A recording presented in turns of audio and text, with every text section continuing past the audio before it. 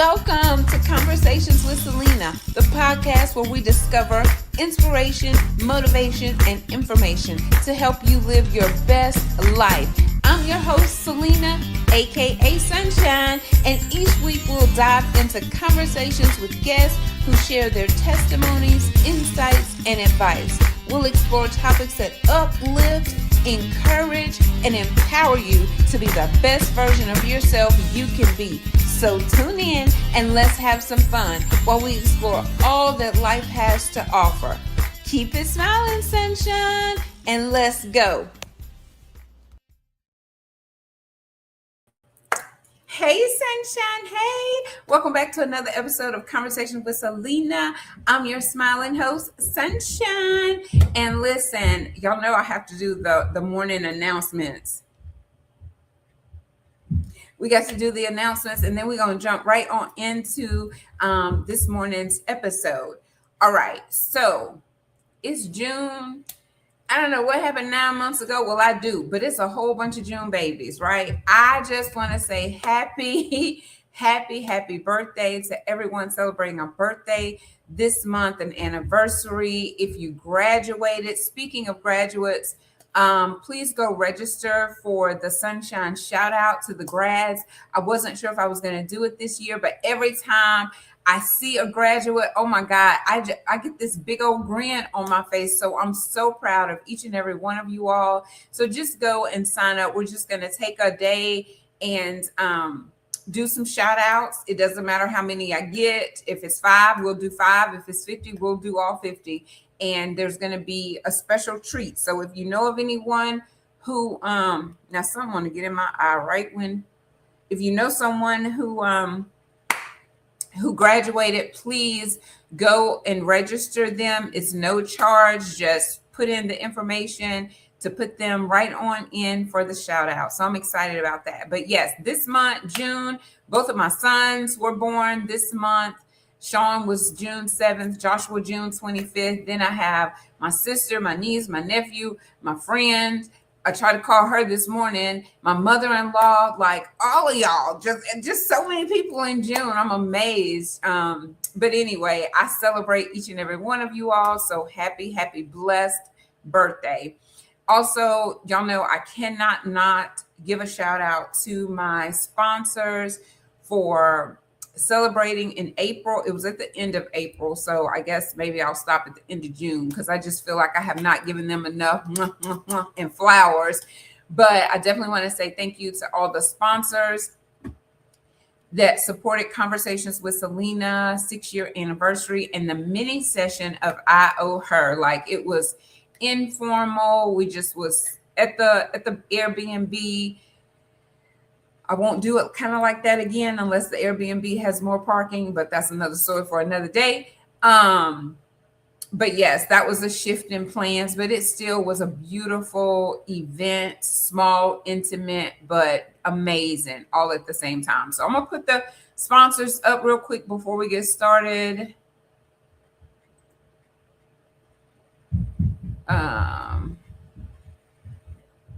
I don't know why we're looking like that, but there we go. So shout out to the sponsors and supporters: Foreseen Company, Massage Envy, Queen Ease, Jamming Company, Quad City Solutions, Close Photography, The Blood Blockchain, Felicia Mayweather, TL Media Agency, Taste of Juanita Seasoning, Shirley Burke, Office Depot, Apex Counseling, LP Dillon Designs, Elizabeth Wormley, Evelyn Levon, Joshua Thomas, The Pryor Family, and Nakia Williamson. Thank y'all all so much. Okay.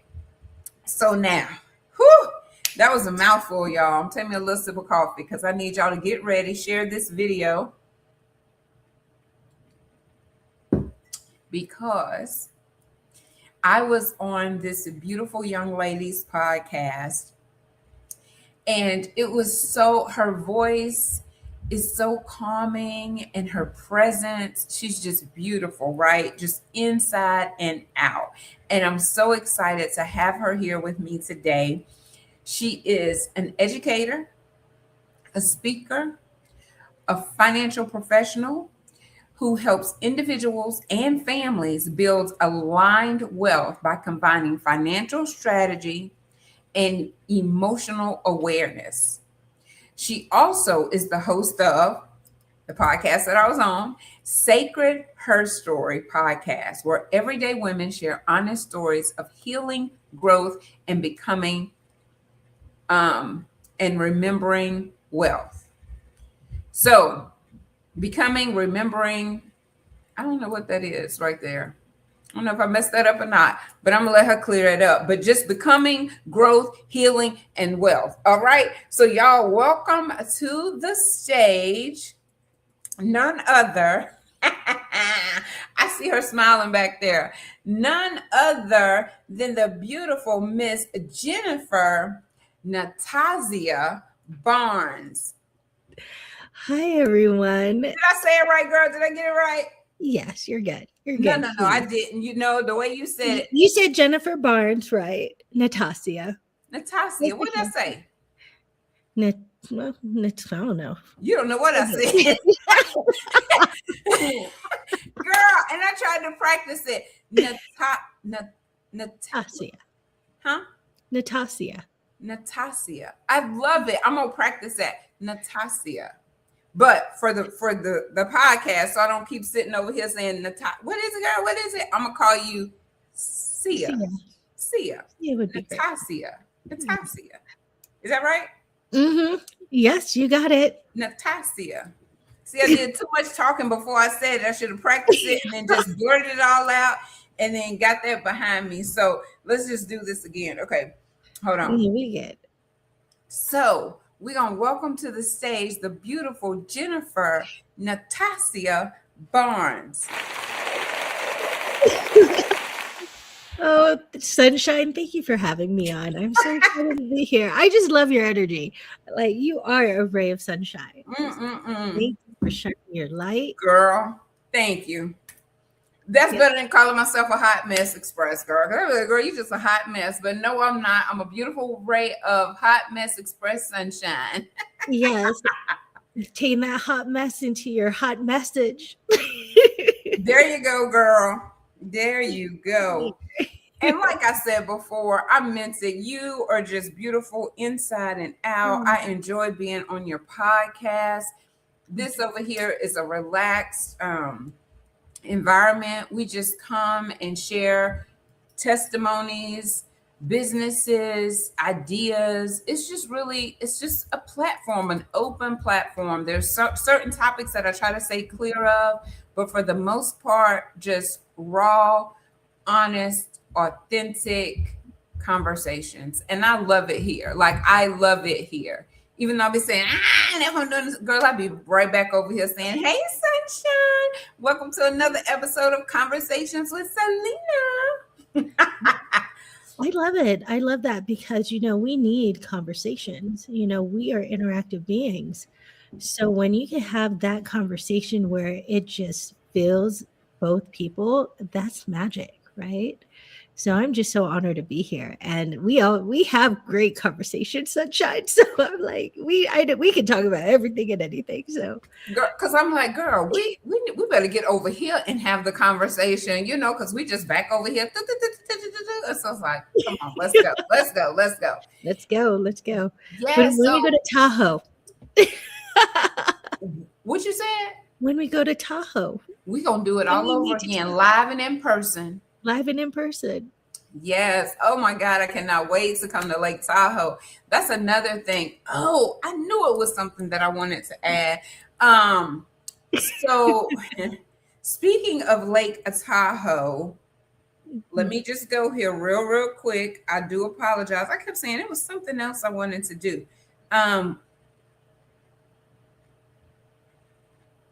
It was something else, and I could not think of it until you said Lake Tahoe. But while I'm looking at this, I want you to tell us, how did you decide to start your podcast, Sacred HERstory? Ooh, thank you for that question. So Sacred HERstory podcast came about, well, as an educator, there's lots of history that we learn throughout elementary, middle school, high school, and it's always his story. So my thing was, what about her story?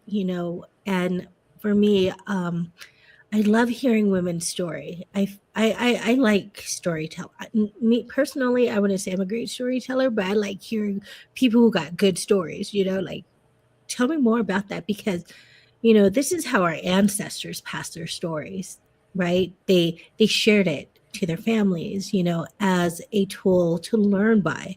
And I feel like, with everything that's going on in society today, there's not as much connections, like real connections. And therefore, without those real connections, how do we learn? And so I figured through her story, we can pass on whatever legacy these women who comes on gets, and their story of what they've been through. They can leave this legacy for those of us, younger generation, older generation, whatever lessons, and learn from one another. And so this is where Sacred Her came from, and it just honoring women in their stories. Like even the Bible, we don't hear much about Mary Magdalene or the Virgin Mary, and their story. I mean, like, how was it for you having this pregnancy? What was going on in your head, to pass on for us? John got all his stories in there, James got his story, so I just figured here, having it live and sharing women's actual story, it's like, wow, I'm not alone in this. Somebody actually been through that. Mhm. I can relate. And so it's just finding that relationship in the conversations and passing it on and saying to one another, I see you, I hear you, and me too. Mhm. So, yeah. Yes, I love that because when you do sit back, and we're so busy with the hustle and bustle of life, I think a lot of times we just conform to the things that we've been told and the design of the world and our culture, and it's like in our community, you Mhm. just go to different communities and you see people living life differently because that's their environment, that's what they're used to, that's what they've been told. And for most of us, it really has been all about his Mhm. story, um, and Mhm. not really her story. Women didn't have a voice and still is struggling in some instances to still have a voice. And it's sad, but we women got it going on. Men wouldn't even be here if it wasn't for a woman. The him would not exist if it was not for the her. So I don't know. Mhm. I do appreciate that. And Yeah. people do try to tell you to niche down and what's your target audience. And Yeah. of course, when I think about it, it's people, it's Mhm. humans. But if I had to take it and narrow it down, of course my heart is more toward the woman, the Right. single mother, the abused woman, the violated woman, so it's definitely toward women and Mhm. children, but I don't Mhm. discriminate. Most Right. of my abuse came Mhm. from a man. It started with a woman. Um, some people know my story, some people don't, but Mhm. it started there and it does mess with you. So um, people who try to judge other people's lifestyle, they need to just, it's not our place Mhm. to judge. So we just need to accept people, love people, Mhm. and celebrate his story and her Her story. story. Yes. Absolutely. I definitely agree, and the biggest part that really resonated with what you said was how, you know, our stories, right? And it's not just about his story, but her story too. And it's just honoring one another with whatever we've been through. We don't know what people have gone through. We really don't know his story either. We know all these elitists and controllers story, but you know we all have our stories and it all should be respected and honored, and to have the space to be seen and held, regardless, is beauty in itself. It just says, you know what, they've been through this. I can relate to this. A lot of people, what they don't know about me is that I dealt with a lot of self-hate for a long time, because I came from a multi-ethnic background and didn't understand why I was so hated upon and didn't relate and couldn't relate, where it wasn't like I wasn't black enough, I wasn't Asian enough, and so this caused a big identity issue with me for years. And still, I'm learning and evolving and changing. And so it's showing myself grace. We you mentioned loving others and um, honoring others. In a sense, but we also need to honor ourselves. And that's the whole other fact is how do we love others when we don't even love ourselves? You know, and so that was something I really had to learn. I've hurt people not intentionally in the past because of my hurt, because of my own pain. And people are like, Jen, you're always so happy. And I'm like, yeah, but you didn't know that I tried to kill myself when I was 16 in high school, because I hated myself that much and didn't feel anyone was there. And so we all have our stories and wouldn't understand unless we listen to one another. So this whole thing with how we judge each other and criticize others, we don't know why. We don't understand them, why they feel that way. And so it's just showing a bit of compassion and grace, but even giving ourselves the permission to, you know, move slower and show our self-loving grace. I feel like we're always taught, love others, love thy neighbors, but do you even love yourself? Do you even accept yourself? And so also with Sacred Her, it's honoring her story as she is, as it unfolds, because we're hopefully never the same as 10 years ago or 5 years ago, and that we're also being better and growing into that. And life does get hard. Someone messaged me probably a week ago, and I just got it a couple of days ago. And she says, I wish I was happy like you. And I go, well, what makes you happy? And who said I'm happy? And I go, I guess I am overall happy. I have joy and I'm grateful. I think gratitude is really what helped me with being happy, but happy is an emotion. So it can change, it can shift, but to have joy, there's lots, and joy for me comes from gratitude. And I do gratitudes every day. I'm grateful for my children. I'm grateful for the partner I have in my life, because I came out of a toxic relationship and did a lot of work on myself to heal and raised my children, my 3 children, by myself.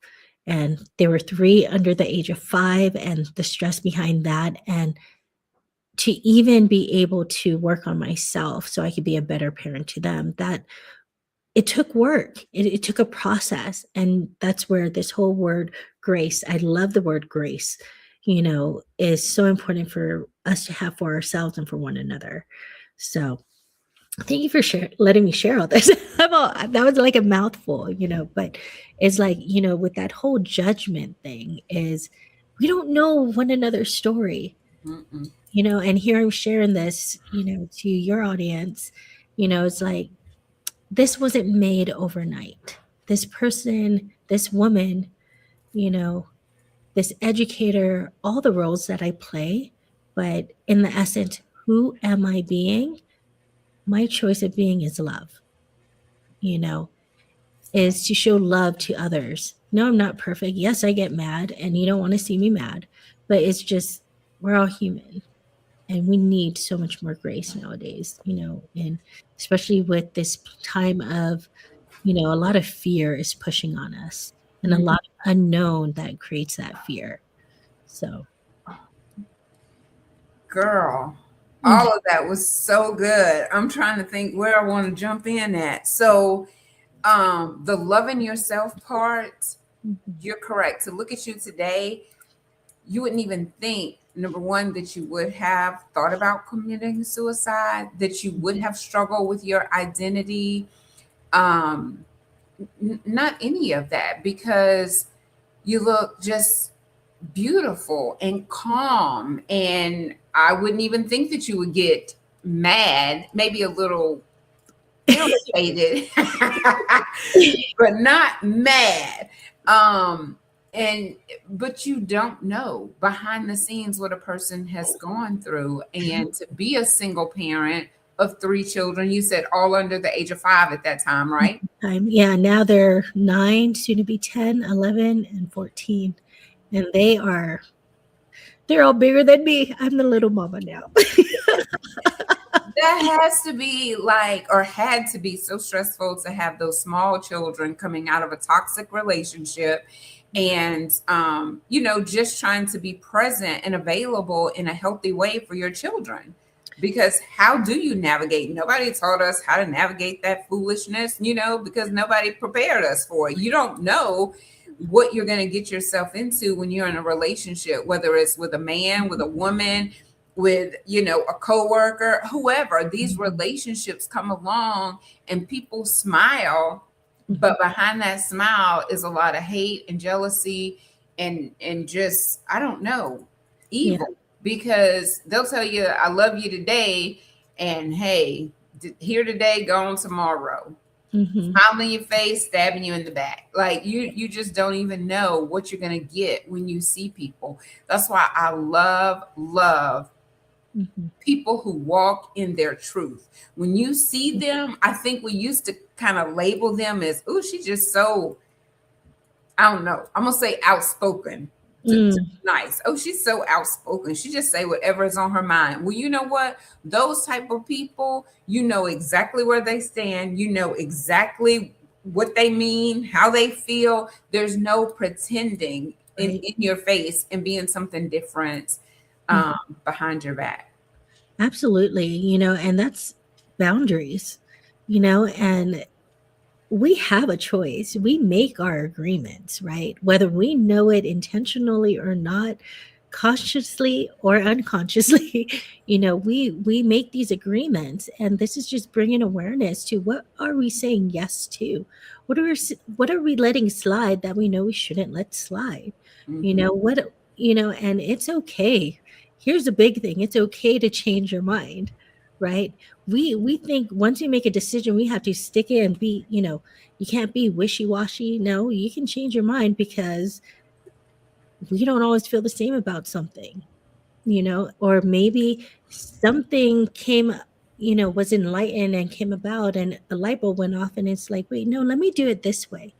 It's okay to change course, like, oh, here we're starting a little late and being hard, how you were sharing with me earlier. Like, oh, it's like I didn't start on time. It's okay to pivot. It's okay to start a little late, and it's okay to change course. It's never too late. If you're still alive and still standing, this is the time right now.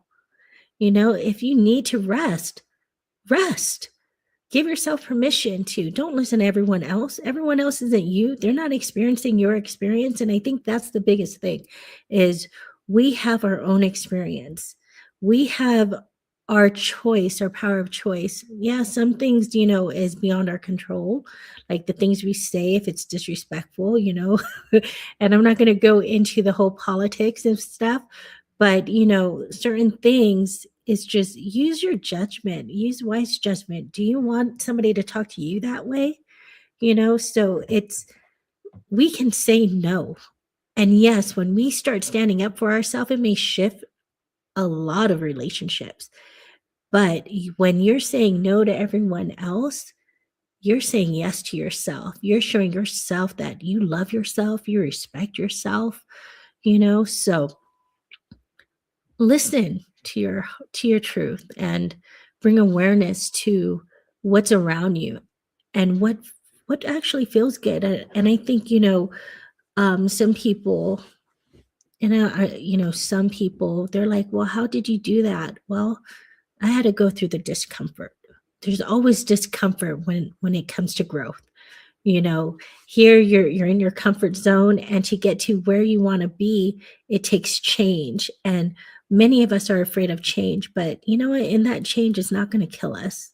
Even for me in my business, so I also have Sacred Wealth, and Sacred Wealth is honoring your own wealthy life. It doesn't have to look like, oh, I need a yacht. Is that really a healthy lifestyle? Like, do you want to live on a boat? Do you like going out to sea? And that's all individual choice, but what does your wealthy life look like?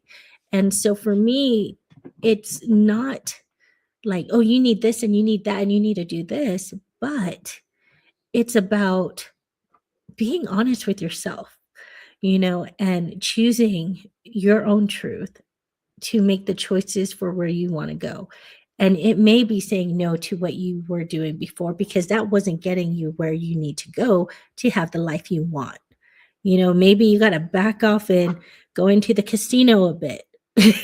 Just an example, and put that money that you would pay to, in the slot machines, put into another account and save some money that way in a growing account, like a high yield, or, maybe it's a stock, or, I'm not going to go into the whole details of things on how to grow your money. Just look at the interest rate, you know, and then look at your credit card interest rate. This is what I tell my students, when I was teaching them economics, we were diving into the interest rate.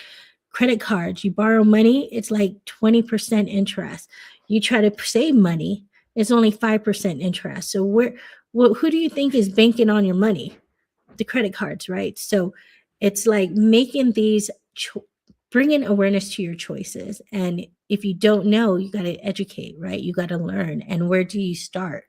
You know, well, we have magical AI nowadays. We got Google, so you can start researching, but then also just dive in and ask yourself, is this for me?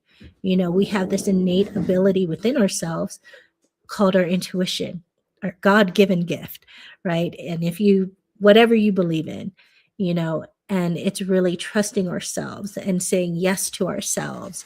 It's saying, I'm going to make this better decision. And sooner, before you know it, you're going to be like, oh my gosh, I'm here. The struggle from having my 3 children, thinking who's going to want to date a woman? Yes, I may bend, but I won't break. Yes, yes, yes. But I used to think, who would want a woman who's single and has 3 children? Who's going to want that? I even had a man tell me that, a boy, I wouldn't say a boy who told me, oh, you have 3 children. That's not what I want. Okay, thank you, next.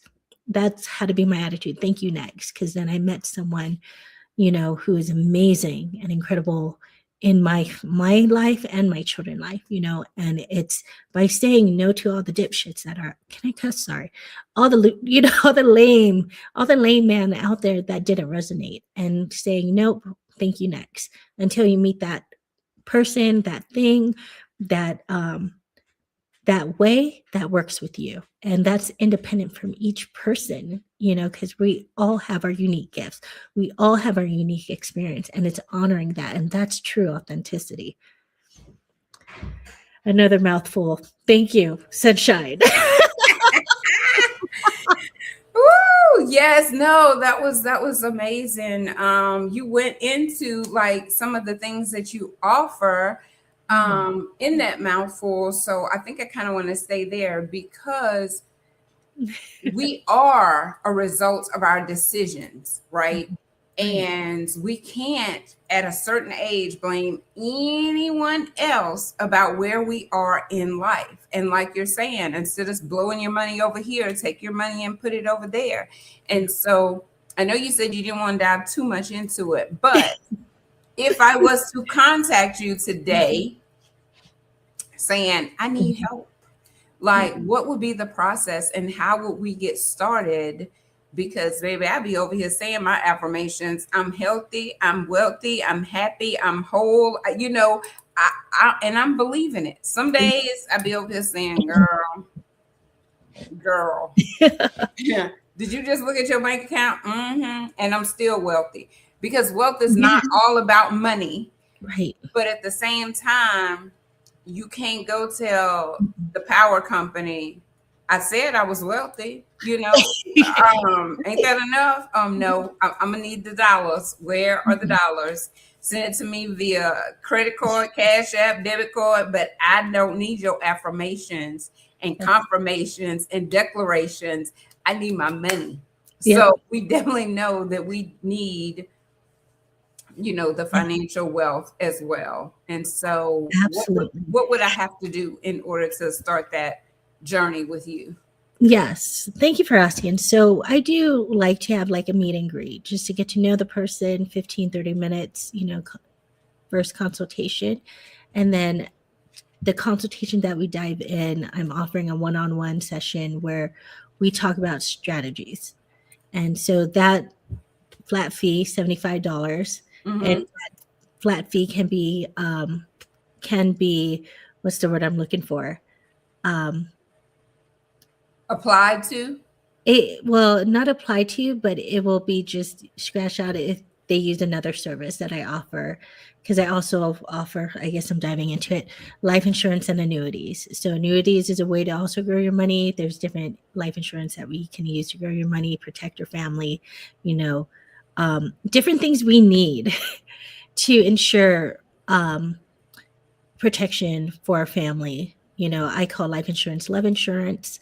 You know, Love um, insurance? Yes, because, Yes. I have 3 children, so I go, if anything were to happen to me, and we were in an accident 3 years ago, and I still have some PTSD over that, what would happen to my children? But they still have the lifestyle.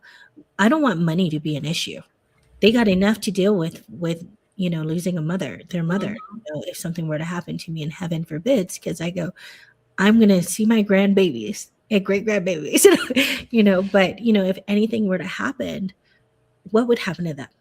And that was the biggest thing. That was my concern because I know people I have family who would take care of my kids, but do they have the financial means?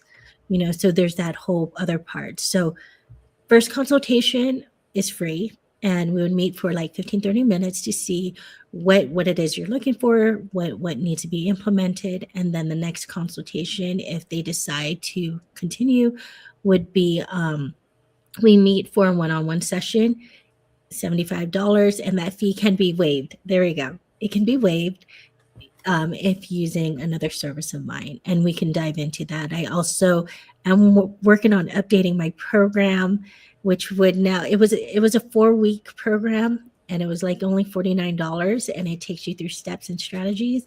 So now it's going to be a 6 pillar program, and that will be released by the end of the month, and the fee is still going to be 49. I want it to be affordable for everyone. I'm as an educator, these are information that we need to know, because here's the biggest thing. We think, oh, wealth is going to come overnight, but a lot of the wealthy, it's old money. They thought about their future. They thought about generations after them. So this is planned, and they put trust in order for these children to have access.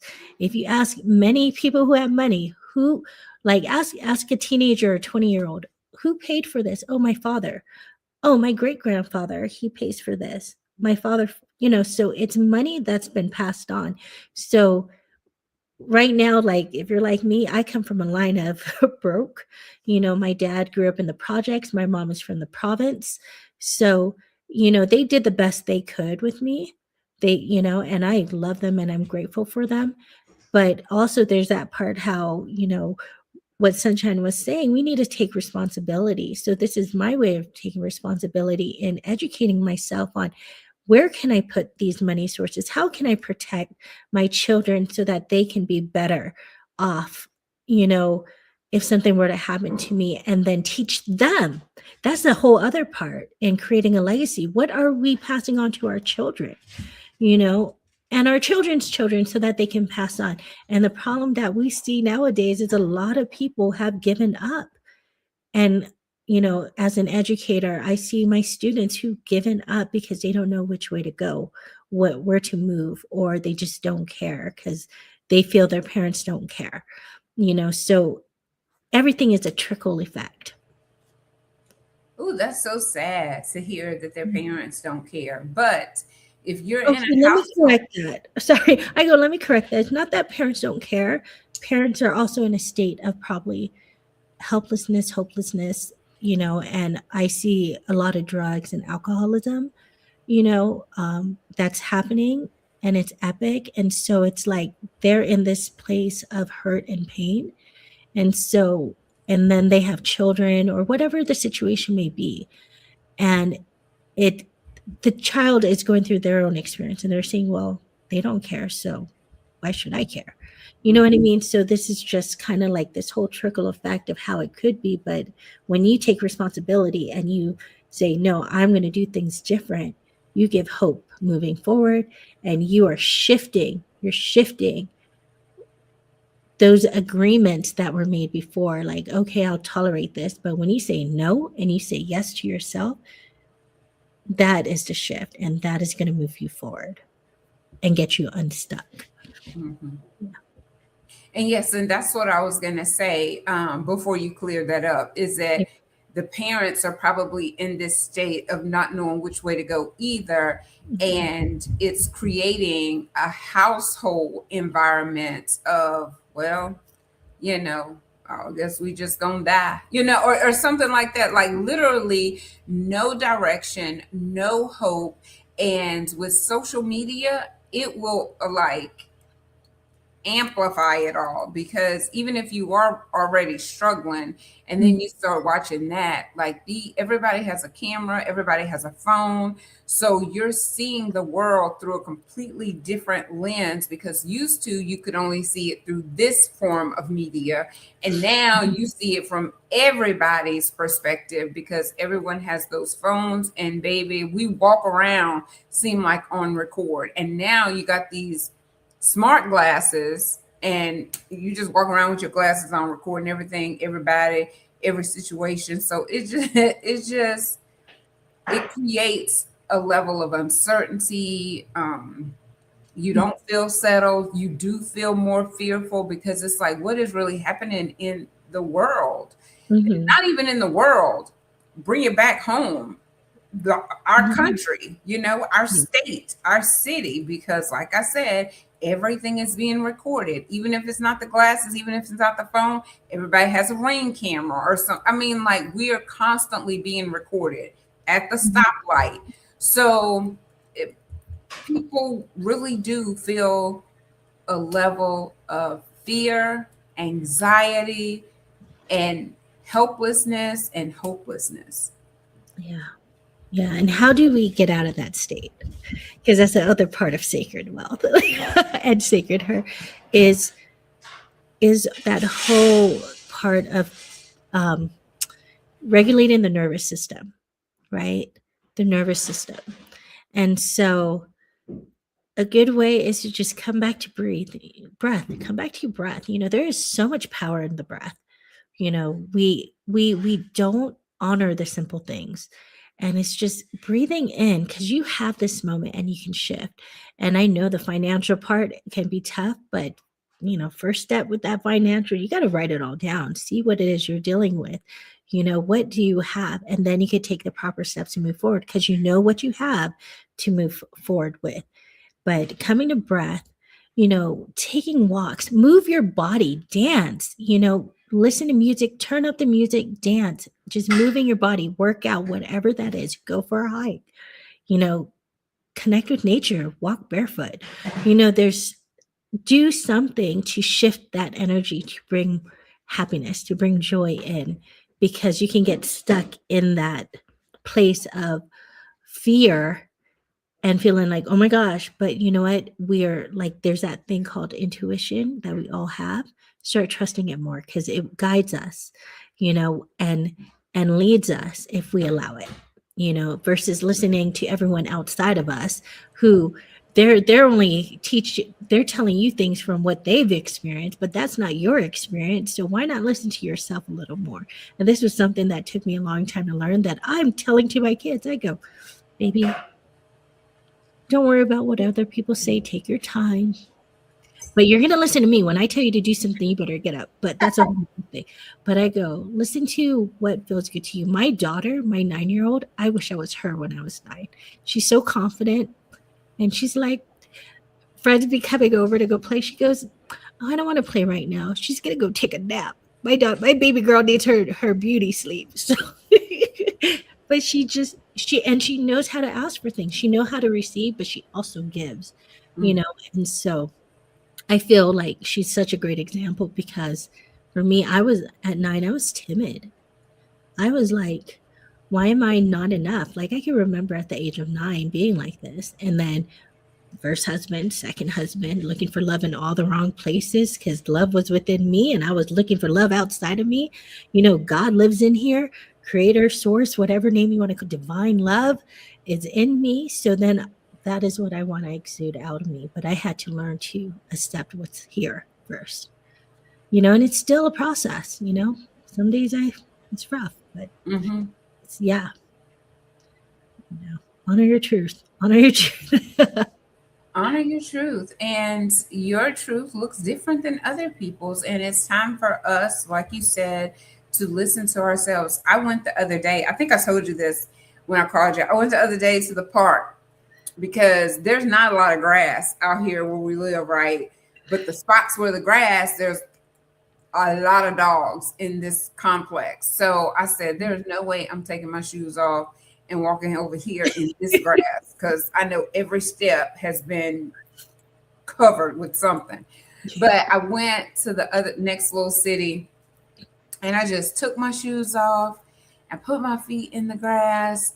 And I went over there. I didn't hug the tree. I wanted to hug the tree, but I just put both of my hands on the tree and I just closed my eyes and I just stood there with my bare feet in the grass and holding on to this tree, just talking to God and just being like, I'm trying to just be outside, get some sunlight, be in nature. Because as a kid, those are some of the things that we did. We ran around outside. It wasn't always go put some shoes on. Sometimes it was, but it wasn't as stiff as it is now. Like it's always got to be a certain way. We shouldn't do that. And like, oh my God. So yeah, it is a process of just trying to get into your own thought process of how life is looking for you. Yes. Other people might disagree with it. Girl, don't take your shoes off out there in that dirt. Well, this is what I'm doing because Right. I came from the dirt and to the dirt I shall return. So I don't think it's anything wrong with the dirt. God gave us outside and the trees and the grass and the sun for us to enjoy. And sometimes I just be inside too much. And think about it too. It simplifies things, right? It just simplifies things. It makes it simple. Just going outside, enjoy what's right there before us. Beauty, right? For free. Yeah, for free. And we used to hug trees too. When you climb it, you hug the tree and try to go, and we didn't even know that energy exchange. And then I don't know if you ever did. I remember always looking up in the clouds and looking at the shapes and using our imagination, and like now it's like, are the clouds even real? I don't know. I see a lot of stripes up here, the chemtrails. But it's like we don't take that time to pause. And I love that the word Salah, and Salah is to pause and just to be right there. And then there's this whole line of words that kind of just resonates. And I'm just like, these are my words right now. Salah, Shekinah, Ruach. And Ruach. Yeah. So Salah, we find it in Palms or Psalms. I'm all Palms, Psalms. And, but it's like that moment of pause, and just take a moment. And this is that regulate the nervous system, right? Listening to ourselves and listening to where God wants us or whoever we go to, and there's that sacred pause, and then there's this sacred presence, which is Shekinah is presence, and these are words in Hebrew, and the translation of it, it's not just as simplified like English dictionary, but it's the whole process of it, the whole embodying of it, right? And with Shekinah, it's being present right here in this moment. Stop going in the past. If that past is hurting you, let it go. Give it to God, and then, or being in the present, which caused all this anxiety. Just be here. Take care of what needs to be done here, right? And then there's ruach. And ruach is breath. So coming back to breath, breathing, because you know what? As long as you have breath, you're still here. You're still here to change, to move forward, to make anew. You don't have to stay where you are, but it may take some work. No, it's not. It may take. It's gonna take It's work. going to take some It's work. gonna take work. It's gonna take some sweat. It's gonna take some tears. It's gonna take maybe some blood too. Those paper cuts. No, but or but it's just saying, okay, I'm making this choice. I'm choosing me. And what do I want my life to look like? And it's never too late to change it. And That's that's good. sacred. That's sacred her. That's sacred wealth. I love that. And I'm glad you said nervous system again, because I was like, there was something that she said that I really wanted to just talk about for a minute. And for so long, I believe, or I know now that I've lived in fight, flight, freeze mode. Like it's just always been a level of survival. And your body should not operate like that all the time. Like, Right. even I notice sometimes getting things done is like, it's got to feel like an emergency before I'm just like, because my nervous system is always on 10. And it's like breathing, it feels so good once you really start to just sit and take those breaths. And like, I think I do it 4 4 4. Like you inhale for 4, you hold for 4, and then you exhale for 4. And as you continue to do it, one time I tried to do it standing up and I felt myself getting lightheaded. I was like, girl, if you don't sit down. Right. Yeah. So I sat down, and just to feel like just my nervous system, and because I have things going on, it's like I could really feel it, just the Mhm. tingle of it, but also like the relaxation of it. And so breathing definitely helps Yeah. so much. Um, and yeah, so I really wanted to just say that because it's so true.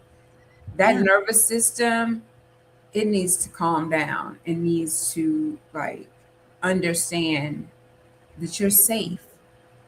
You're safe because when you feel that fear, whether it's in your control, out of your control, your body is responding and building up that stress level. It's just hurting you. It's not good for your health, the stress, the cortisol, all of that stuff being on way up here all the time and operating Mhm. from that level. It takes renewing of your mind to Mhm. understand that it's all going to be okay. It's all going to, however it plays out, it's all going to be okay. The only thing I can do is what's in my control.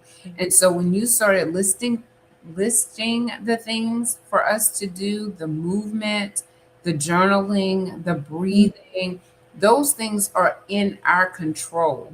Yes. And so it does start to calm you down, dancing around, like, listening to music. But when you're depressed, and Mhm. I know sometimes we just call it the D word, but when Right. you're depressed, sometimes that push is very hard. But if Yeah. you could just do one thing, take a Mhm. shower, celebrate that you got up and took a shower. If Mhm. you could do the dishes, celebrate that you did the dishes, especially when you're trying to come out of that place so Yes. that you can start to function again in a Mhm. healthy Mhm. way. Right.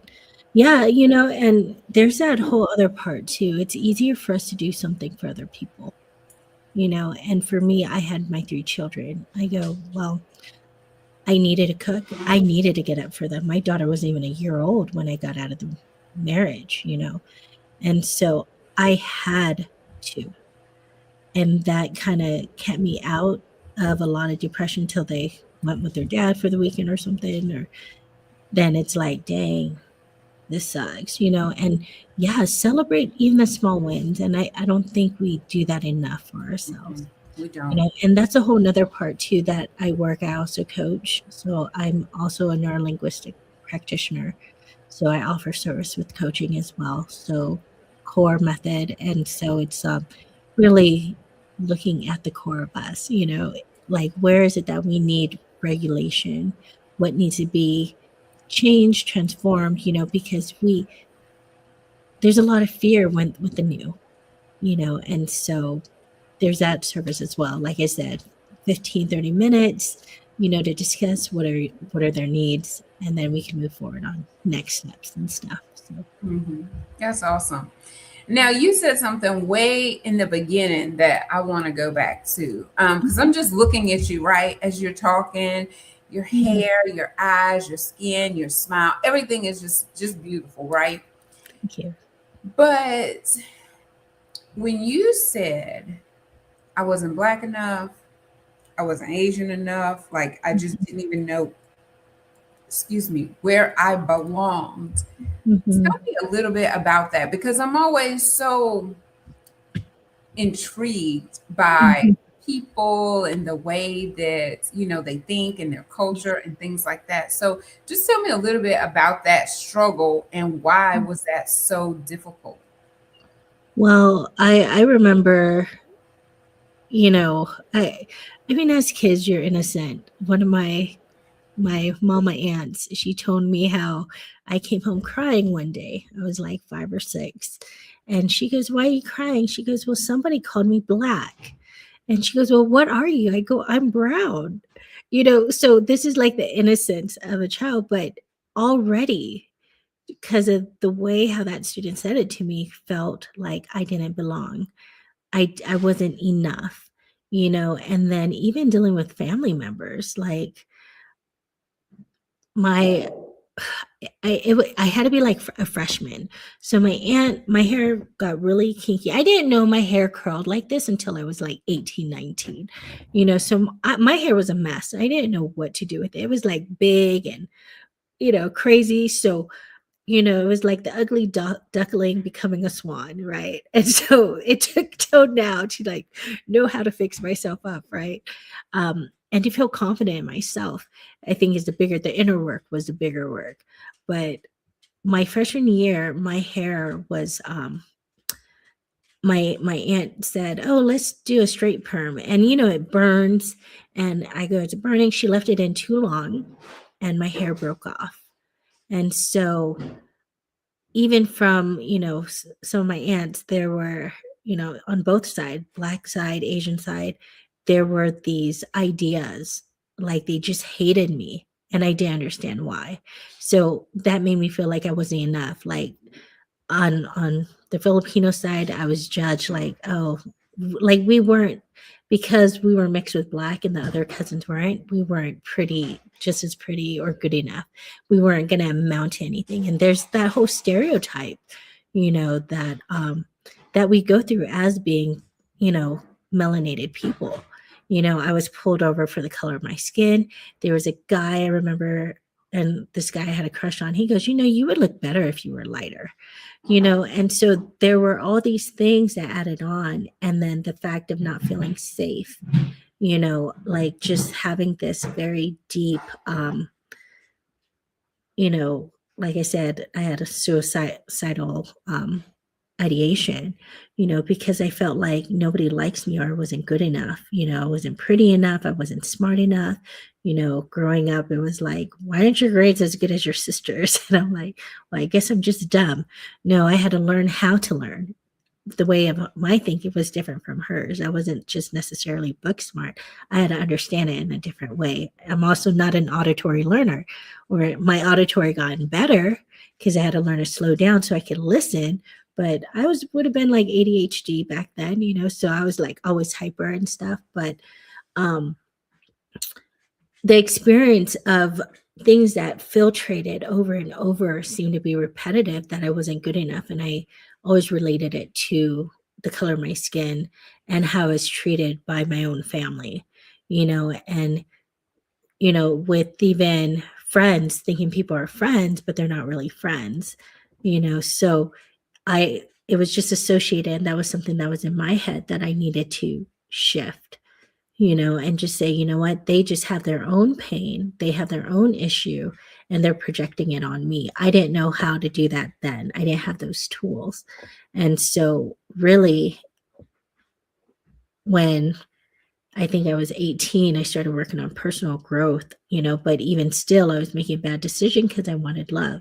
So this wasn't always like this, and there's still work. My partner, like I said, he's amazing and held incredible space and really listened to me, and he was a big part also with my own healing journey of learning to receive from you know the person I'm with, or that what I have to say does matter, because he really takes that to heart. So it's, who are we hanging around and who are we bringing it into our lives. It's been a whole process. I had to learn to unravel all the things that was embedded, all the lies that I even told myself, not just other people, from their own experiences. That was their truth that maybe they had to work on and pushed on me. That the part where this one girl called me a monkey and then tried to fight me, that was a heavy part. So there was always this part where I wasn't good enough. I was teased a lot, you know, but I always laugh. I was always joking. I masked. I was good at acting. I should have been an actress because I was able to mask it with a smile. Like everyone would go, "Oh, you have a beautiful smile." Yeah, these teeth were expensive. I had braces. I had like teeth all over the place. They pulled out 10 permanent teeth, so, but I always smiled, Me too. with, and that was what told me, oh, as long as I'm smiling, it's safe. Everyone would be like, it's okay. Nobody will ask me questions. No one will say anything. I'll just smile. Just And so that was my defense mechanism, mhm. you know. Defense, coping, all of the things, just to smile, because I used to hide mine because my teeth, unfortunately, I didn't, they're not expensive like yours. It is what it is what I got. I'll be thinking about going getting them fixed, but I'm just like, girl, come on now. But I did the same thing. Like I Mhm. smiled, and that's a way of trying to protect yourself, like you said.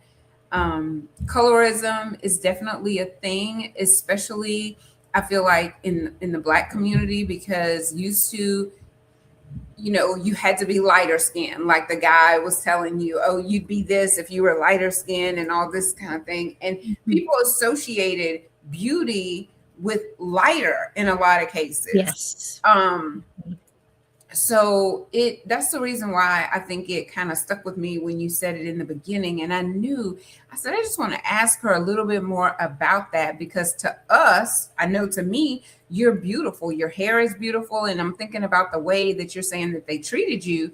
A lot of times it is jealousy. I know I said a lot on here, but it's the God, the honest truth. Like, you Mhm. don't even know if the aunt that put that stuff in your head, if she did that intentionally, because you have a certain type of hair. You can't just be lathering, that stuff on and then leaving it on, damaging the hair. And then here you got to start all over, Yeah. being teased even more because now it's all jacked up because of what she did. And then both sides of the family, it's like, what's wrong with y'all? Yeah. No, it was very insensitive. I had no compassion. I didn't even feel safe.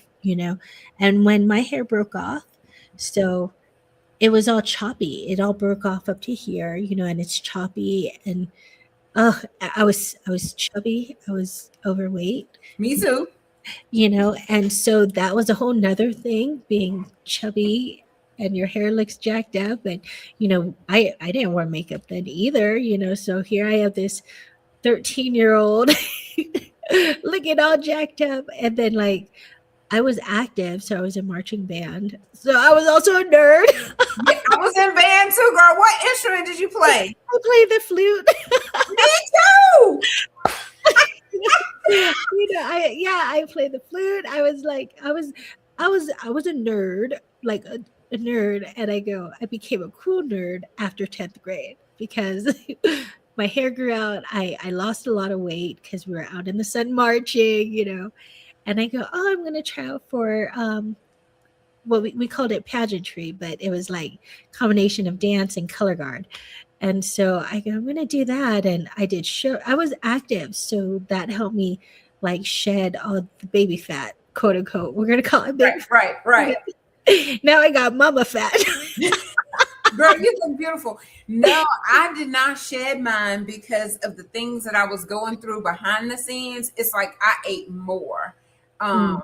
And girl, I had some embarrassing moments out there on the football field in marching band with that flute in my hand, but I wanted to play the saxophone later. Like I was like, ooh, that saxophone just Yeah. looks so pretty and sexy, you know. But Mr. Van Ness, that was my band director. He said, you know how they grade you, like that's how they determine which instrument you should do. So he graded me the highest on the flute. And girl, you be up there playing the stuff, fighting for first chair. Did y'all do that? I was never that competitive. I'm still not. Like I go, I didn't care about first chair or second chair. I was just like, I played my flute probably, I mean, I still have my flute. So I played it 15 years, so I just I wanted to play the piccolo. The piccolo. Yeah, But so little yeah. well, see, it's not like you said, oh, I want to play for first chair. Yeah. He made us play like something like, okay, this is your song, do the first line or however they did it, I can't remember. And so we changed chairs. And girl, yeah, What, that they probably did that and I just wasn't aware. Like whatever, like there was probably tryouts and I was just like, nope. yeah. And I got other fish to fry. I I ain't got got time other to be things to bothered do. with that. Yeah. Yeah. That Yes. is so interesting, girl. You play the flute too. That Yes. girl. See, another thing we have in common, Another thing we have in common. yeah, and I felt, like I remember in high school, I think that was like my safe place, was getting active. I was part of student council, like different clubs. And so I just was like always at school. I Mhm. like school, and it felt safer for me. So, but I've always had this side where I just want to try it. So when I was in my 20s, I danced Brazilian samba professionally. So I was out What's there it called? samba, Brazilian samba, because I was in the bikinis. I wasn't doing the whole like the fancy stuff, but I was like traveling to Atlanta. We went to Mexico. So think of Rio de Janeiro Mm-hmm. Carnival. That was what your girl was dancing in a bikini. Okay. Yeah. So, Okay. so my thing was dance. I love dance. Dance was my other side thing. Was what I was my escape. That was how I expressed myself. And so that kept me together. Mhm. Kept me together, and that was where I felt my most confidence, because I'm moving and I felt good. And somewhere, I don't know if I looked as good as I felt, but you couldn't tell me nothing. Mhm. That was the place, and so um, having something that you enjoy doing, is a big part because nobody can take that away, if you. So I have so many things. I like books. If I could learn, if I had the time to sit and read, there's tons of books that I have. Dancing. I just love learning. I'm a forever student. So And I was thinking about going back and taking a class because as you're bringing me back to the high school, junior high school band days and stuff, I'm just thinking about like, number one, I wish that counselors were more of, um, I don't want to call them personal counselors, but they were just more concerned about the classes that you're registered for, mhm. not really what's going on with you. I see your grades are dropping. Are you okay? Or whatever. Like we didn't have those type of counselors. But for a period, I believe that I was kind of considered a nerd, kind of. But then when life was starting to happen and the abuse started happening, Mhm. and then it just, oh my God, like my mind was just not right. Like I didn't know if I was going or coming or really what was happening, because it was happening in different ways, by different people. Right. Right. And when you said your books, I was thinking in my mind, because I'm packing up, right? And I'm like, okay, I'm keeping my books. I just said this like this morning. I'm keeping my books. What else did I say? I'm keeping my kitchen gadgets. And it was another thing I said I'm keeping. Oh, my pictures, like my Yeah. kids' pictures, Of everything else, course. Yeah. it could just go. Like the clothes, I don't even care. Like clothes could go, papers could go, dishes could go. I'm keeping the books, Yeah. pictures, and the kitchen gadgets. Not like I even love to cook, but I just always got this kitchen gadget. I said my juicer, my Yes. Ninja, um, just silly stuff, just No, so no, no. talking Those are about great myself. stuff. But I talk so much, I lose the direction that I'm going. But I wanted to get back to probably going to school. Not that I'm trying to go back in the past, but I do often think about, like, who would I have been had I not gone through all of this abuse? Physical abuse, emotional abuse, sexual abuse. Like, who could Yeah. I have been? And even though my mind and my memory, because of the nervous system, because of the trauma, I Mhm. don't remember the same. I Yeah. don't learn the same. Yeah. Um, but I was Mm. like, you know what?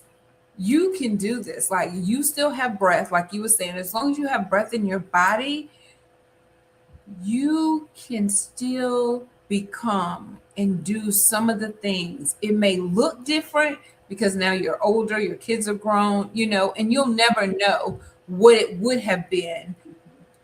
And so just grieve that, and Yes. then be in the present and do what you can in the present for you now. And so I said I was going to go take some psychology classes. Okay. Because again, I asked you the question because I'm very intrigued about the mind and what make people do the things that they do. Right. And that probably also stems from the abuse, because it's just like the mental health issues and the disorders that go Hmm. um, undiagnosed, Hmm. because people don't even know what it is. Like now you're saying, oh, back then that was probably ADHD, the way that I was behaving, but it didn't have a name.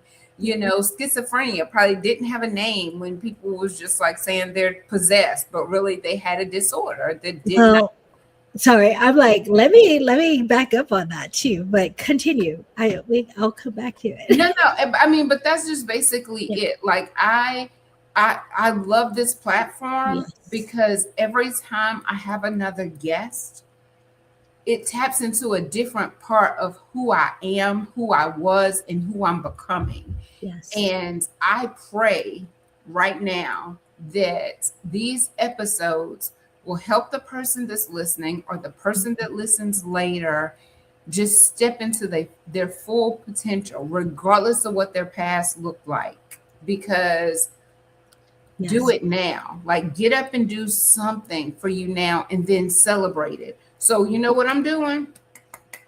I'm going to celebrate sunshine because I got up and I did conversations with Celena. I got up and I did it this morning, and it has been just amazing for me. And you know how we say if we can help one person, it's all worth it. It's the Mhm. God, the honest truth. And so you have blessed me today. And I just want to say thank you again for coming on here and just blessing us. And now I'm done. You can say what it is that you have to say, because you the guest, girl, and I'm here doing. And I was like, oh man, are we closing here? Because I go, maybe I should, But I was just gonna say, you know what? Your story, what you've been through, would it make you sunshine today? Say it And one more time, girl. your past, your story, your old story, would it make you who you are today sunshine? Would it make you sunshine today? You are sunshine. You're embracing sunshine. And it took that pain because, I didn't dive into that part, the abuse, right? The sexual abuse, the mental abuse, the financial abuse, you know, all I've been through it, you know, at a young age. And I don't really dive into it because these are some things that hasn't even been shared with my own immediate, Mm-hmm. but it's out there now. So, yeah. So, even at a young age, and even someone from the church, where it's like, and here I am able to be here and be like, you know what, I'm still standing. I survived that BS, you know, and, and, whatever happened has happened with those people, you know, but I'm here and I'm choosing to move forward in my own terms. So, like, when you meet someone, if they don't resonate or you feel unsafe, you say thank you next. It's not your time. You don't have to deal with that. You don't need to tolerate. If you want to be better, go out there, explore, learn, go back to school like you, Sunshine, right? That's why I'm a forever student. I don't stop learning. That's where I came across neurolinguistics programming, hypnosis.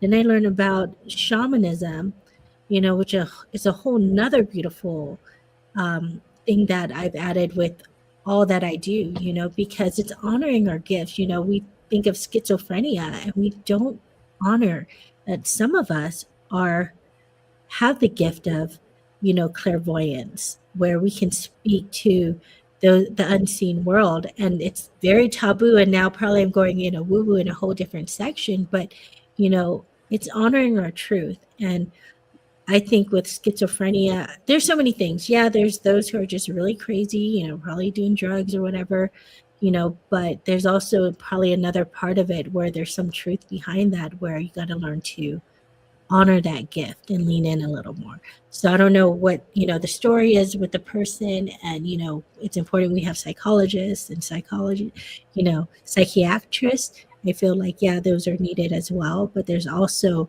a part for us to learn and develop who we are, because often we're never performing at 100% of what we're potentially capable of doing. We're probably like at like 15% or something Well, that it's we should. fear. Some What of is? it's fear, some of it's programming. Mhm. I was having a conversation with my friend the other day, and she was saying how, how your parents tell you you better be on your best behavior. Yep. It's like learning to act at an early age, because instead of Mhm. saying, how did she say it? Basically, like, go over there, remember your manners or whatever. And but you're telling them be on your best behavior. So go over there and act like you guys Yeah. act like you got some sense. But Yes. words are so powerful. Like, we don't even understand when we're saying things just how powerful it is and how it trains you to perform. And, Right. and there's only a handful of people that I think really walk in their true self, no matter who's around. The pastor could be around, the teacher could be around, the spouse could be around, the parents could be around, and they're going to be who they are. Mhm. Everyone else, the role shifts. Or if Mhm. I'm over here, I'm like this. Or if I'm with my friends, we driving it like it's hot.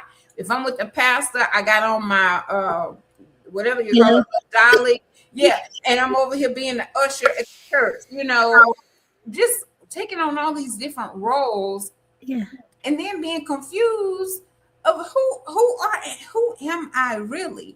And then you're afraid of being exposed. But if you Mhm. really walked in your true self every day, no matter who was around, there's no exposing. You don't have anything to use against me. You can't blackmail me. You can't be like, oh, I'm gonna tell so and so, because I done already told them. So there ain't nothing that you have Yep. on me that I haven't shared.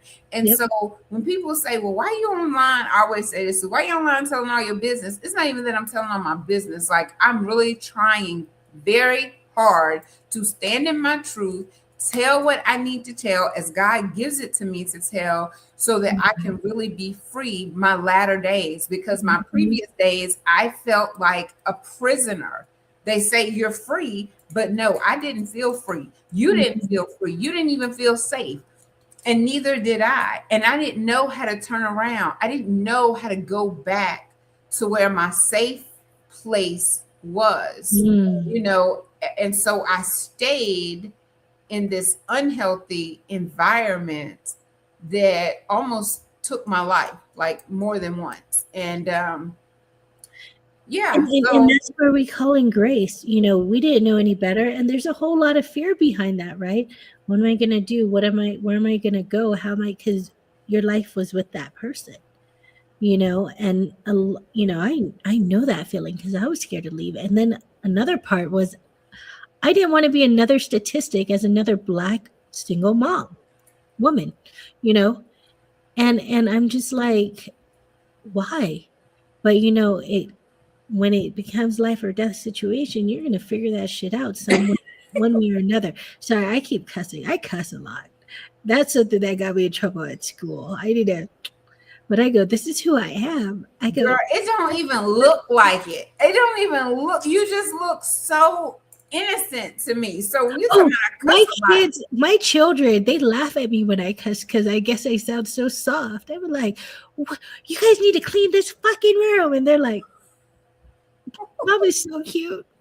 My little mommy, because they know I'm not cussing at them. I'm saying you gotta clean My kids are funny and they put me in check, because I'd be like, y'all need to act right, like how you were saying. Like, are we teaching our kids? I go, you guys don't know how to act right. Rather than using my words, because that was what I was told. Act, you guys, they're like, Mom, what is acting right? And we all started cracking up laughing because I'm all like, yeah, you got me. Because I go, what is acting right? I what go, is just don't be acting doing this. right? Yeah, what is, Yes. he asked a good question, and I'm like, well, first of all, don't be doing this. Stop making those animal noise. You're not, I guess you are an animal, but you're not that animal. Oh my goodness gracious. So I That's think it's that part of humbling too, but it's also that grace and honoring our truth because you knew you shouldn't have been in that situation. You deserve more. You're but you got out and you're still here. And yeah. amen to that. Thank you because we connected and I wouldn't have been able to meet you and experience your sunshine that you offer us. So your story is that message. Your test is your testimony. Your mess is your message. So there's no retracting that. Is just moving forward and utilizing what you've been through to help be a light to others, to shine your sunshine to others. And that's where we got to start. It's just, okay, I'm a mess right now. I'm in some hot shit, right? And saying, but I'm gonna change it. I'm gonna put myself in a better situation. I'm changing my agreements. And the first agreement, we cut in this, Hmm. because yeah. So I was gonna ask you, and I'm sorry, girl. I know we're gonna wrap it up because I could just keep on I going. know we can keep talking. I know we can. I know. So when you were talking about being a forever student Yes. and the struggle that you had between not feeling enough, do you feel like the push that you had, because now you're about to have your doctorate degree, so I'm about to be calling you Dr. Sia. Doctor, see you later. No, See you later. But sometimes that schooling, sometimes that success, it all stems from early on not feeling enough. Like I'm having to prove myself. And so did it start out like that? Like I'm trying to prove now I'm my mom or family didn't think I was as smart as my sister, but I'm going on to get my degree. And then once I get that degree, I'm like, okay, I'm gonna go get me another degree. But Mhm. was that the driving factor? And at some point, did it change from that Mhm. driving factor to just this is what I want to do for me? Yes, absolutely. Yes, it did. I was proving to my mom, I wanted my mom to love me. to prove like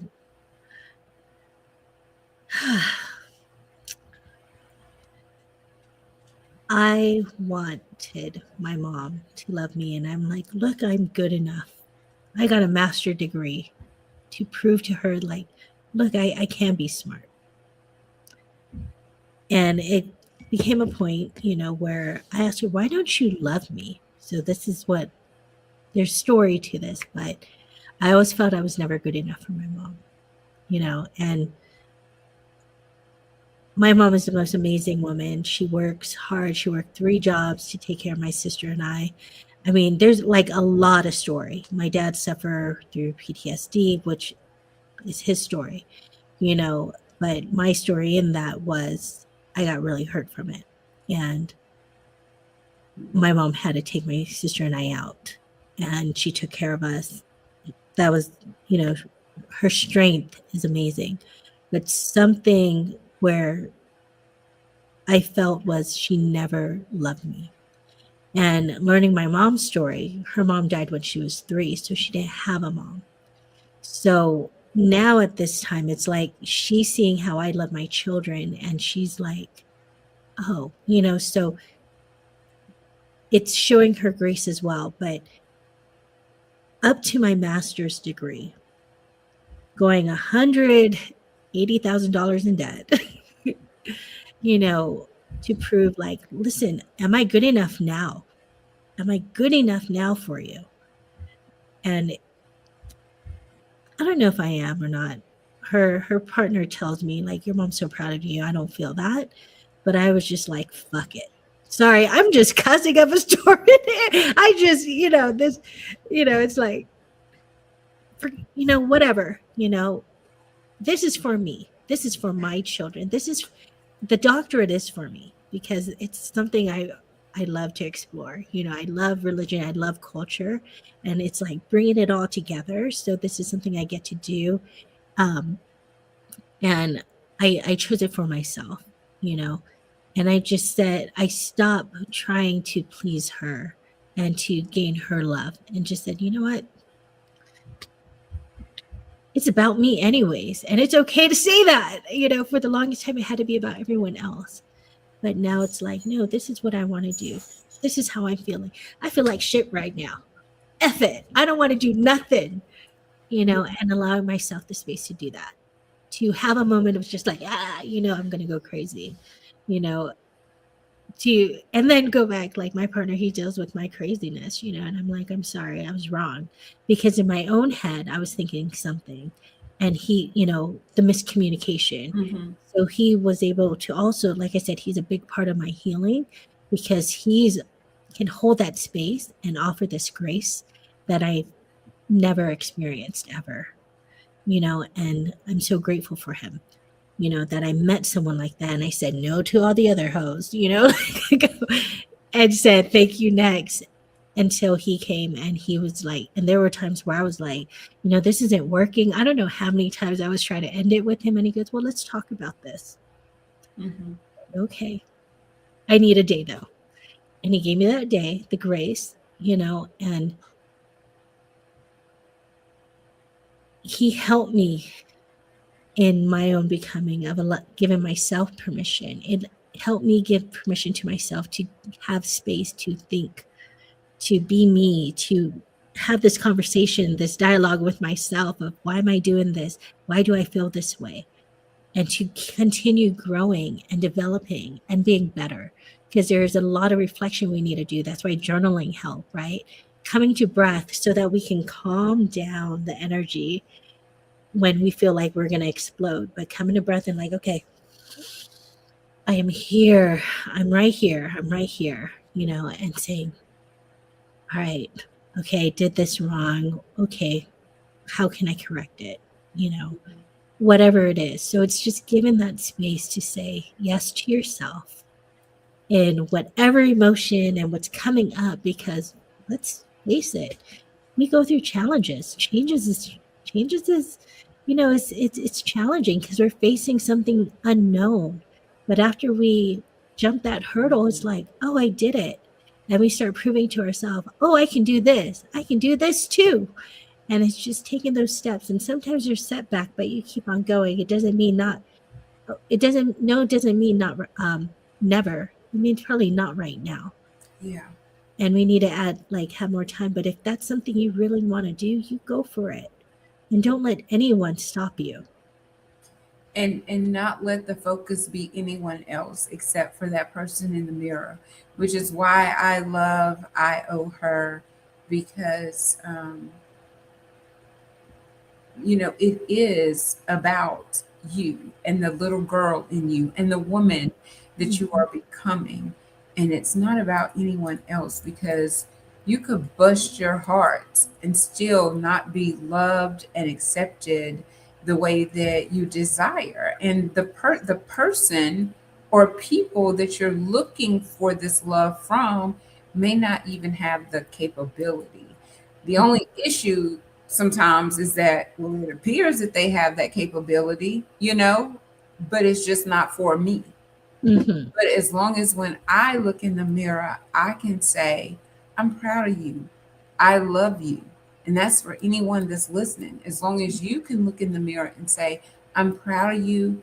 I love you. Keep going, then you're turning it inward and you're not out here chasing love in all the wrong places and just setting yourself back even more, even more. But like you said, the Mhm. mess becomes our message, our pain becomes our purpose. So all of those things, regardless of how traumatic it was, it just somehow works together for your good of who you're becoming. Does it hurt? Oh my God. Like, you don't even want to be here some days. And but if you make it through another day, it just works together, and you can take that and you can help other people along this thing called life. Yes, yes, yes. And that's Sacred Her, right? So Her stands for Highly Exalted Rebel. So that rebel part, we have to say no to everyone else so that we can say yes to ourselves. So I just wanted to share that part of Sacred Her because everything you say, yes, it's it's honoring that whole journey to this moment, right? And all we have is this moment. And how do you want to live it? You know, what do we need to do to change so we can make it so that it's something we want, right? Mm-hmm. So I feel like I'm talking to myself again too, because I'm like, okay, Miss Barnes, where are we going now? Jennifer Barnes. Jennifer Barnes. We're gonna add Natasia Barnes. We're just gonna say Natasia Barnes. Natasia. Natasia. Um, so let's see. Are we gonna take us a break real quick? And let me tell you what we're gonna do when we come back. When Ooh, we come back, it's only like two questions. So one is, if you could tell your younger self something, what would you tell Tasia? And then out of all the things we said in this hour and a half, if if you wanted someone to have one golden sunshine takeaway, be like, if you didn't remember anything else from what I said today, please remember this. What would that sunshine takeaway? What I call it, sunshine golden nugget. What was that sunshine golden Sunshine nugget? Golden Nugget. Ooh, I like Yes, that. girl. So think about that, and then we'll be right back. Okay. How long?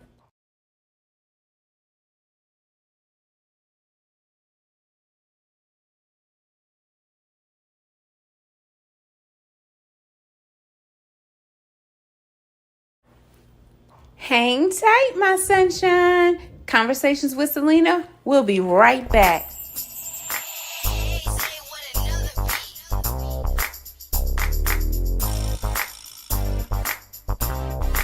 Hey, sunshine.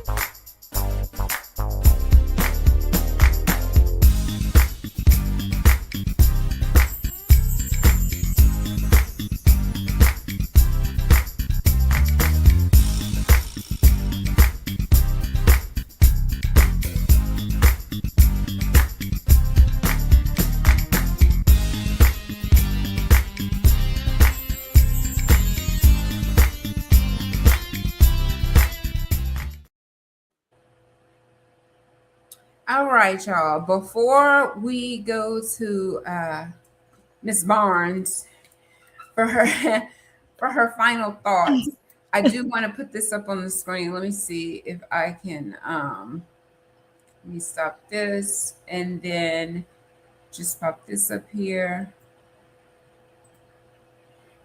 Okay. Can you still hear me? I can hear you. All right. So this is what I Hmm. wanted to put on when she said Lake Tahoe, because we're gonna have us a conversation with Celena live from take Lake Tahoe, probably sometime next year. But this year, we had guests on, and they were Miss Black California USA pageantry, and they're going to be going to the East Coast for nationals. So when they come back from nationals, there's going to be a cruise out of Los Angeles, and contact Miss Gina at Cruise Brothers if you're interested. And Gina's number is on the screen, so contact her. It's going to be going out of the Port of Los Angeles September the 14th through the 17th. So mark your calendar, sign up, get your flight, whatever it is that you need to do if you would like to come and cruise with us, celebrating the Black Women of Excellence, Miss Black California USA. Okay? Okay, so let's put us back on up there. Ooh, we close up. Hold on. There we go. And I was like, ooh, wow, you're getting. Yeah, we were close. So yeah, so I did want to put that out there so that if anyone is interested, there's the information. I love that. Yay, Miss Yay! USA. And then we're gonna be doing Lake Tahoe next year. Oh, maybe we can talk about it being a retreat. I don't know. What do you think, Sunshine? I love that. I absolutely love that. That's what I've been wanting to do anyway. So things just come together. And that's a word right there. If you show up, the doors will start to open because people will see that you do what you say you're going to do. You show up. You may not be as consistent in your mind as you want to be, but people see you weekly showing up. And so you see how easy that was? How about we make it a retreat? Well, the Lord knew I've been wanting to do a retreat anyway. So, you know, we might have a retreat in Lake Tahoe next year, 2027. Look Yep. at God. Oh, we're calling it in. It is done. It is done. Okay.